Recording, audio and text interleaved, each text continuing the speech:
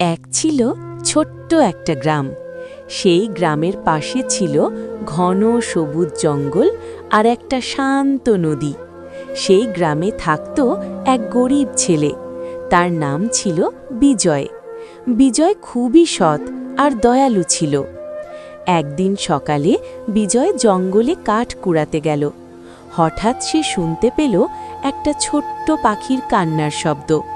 কাছে গিয়ে দেখে একটা পাখি গাছ থেকে পড়ে গেছে আর তার ডানা একটু আহত। বিজয় খুব যত্ন করে পাখিটাকে তুলে নিল, বাড়িতে নিয়ে গিয়ে পানি দিল আর কাপড় দিয়ে ডানাটা বেঁধে দিল। কয়েকদিন পরে পাখিটা ভালো হয়ে গেল। উড়ে যাওয়ার আগে পাখিটা যেন বিজয়কে ধন্যবাদ দিল, মিষ্টি করে ডাক দিল আর আকাশে উড়ে গেল। পরের দিন বিজয় আবার জঙ্গলে গেল। হঠাৎ সে দেখল সেই পাখিটা আবার এসেছে। পাখিটা তার সামনে একটা ছোট্ট সোনালি বীজ ফেলে উড়ে গেল। বিজয় বীজটা বাড়ির পাশে মাটিতে লাগালো। কিছুদিনের মধ্যেই সেখানে একটা গাছ হলো, কিন্তু সেটা সাধারণ গাছ না। সেই গাছে ফল ধরত সোনার মতো ঝলমলে ফল।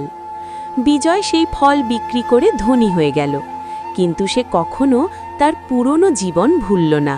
গ্রামের গরিব মানুষদের সাহায্য করল, স্কুল বানালো আর সবাইকে ভালোবাসা দিল।